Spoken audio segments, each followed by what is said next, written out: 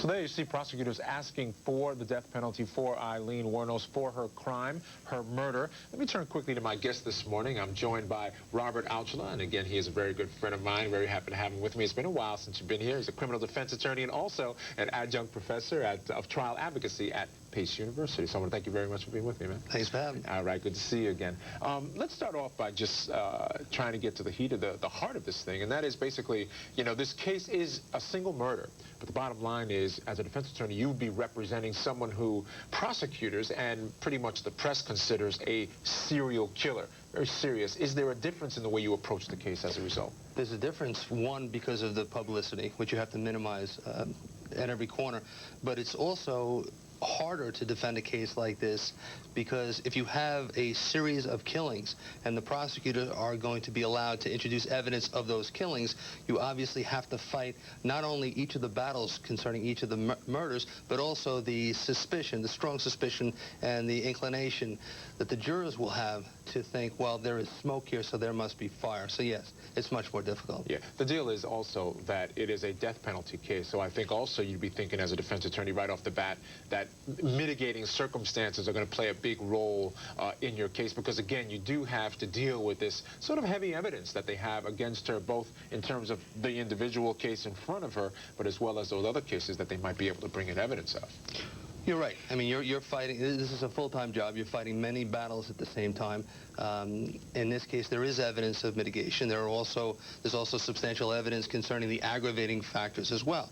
So yes, you're concerned with eventually what the punishment could be, and there'll be a separate death penalty phase after a guilty verdict, but every step along the way, you're fighting the battle to have a not guilty, but also prevent the death penalty from being imposed. Yeah. What are some of the issues facing prosecutors in terms of getting this other evidence in? I mean, it would seem to be extremely prejudicial, but there are some rules governing the idea that prosecutors can bring in evidence of other crimes, even though she may not be convicted of those crimes. In the typical criminal trial, prosecutors are not allowed, generally, to bring in evidence of the defendant's bad character. The thinking is that a person sitting in the defendant's chair has enough against, you know, him at a trial or her at a trial, so that the jury should just decide a case based on the evidence. But there are certain exceptions, and those are the exceptions that the prosecutors are looking to use in this particular case.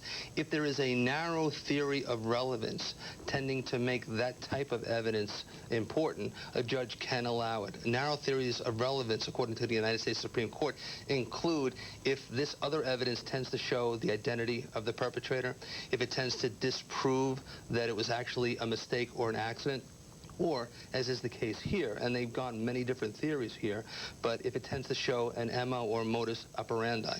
And in order for it to be appropriate evidence to bring in against the defendant in this case, they would have to show that there is a sufficient nexus. In other words, if the crimes in the past that are uncharged in this case are similar, sufficiently similar to the crime at the bar, then prosecutors might be able to get it into evidence. Sure, and it's interesting to note, I want to tell our viewers that leading up to the arrest in this particular murder of Richard Mallory, cops had been baffled by a series of similar crimes, about 6 of them, men they found dead on the side of the road in very similar fashion, and they all attributed those to Aileen Wuornos when she was caught, and then she did confess. So it's that type of thing that may be brought in front of the jury, which may ultimately be the death knell for Aileen Wuornos in this case. We'll have to wait and see. Right now, we're going to take a quick break. We'll have much, much more on the other side. Please stay with us.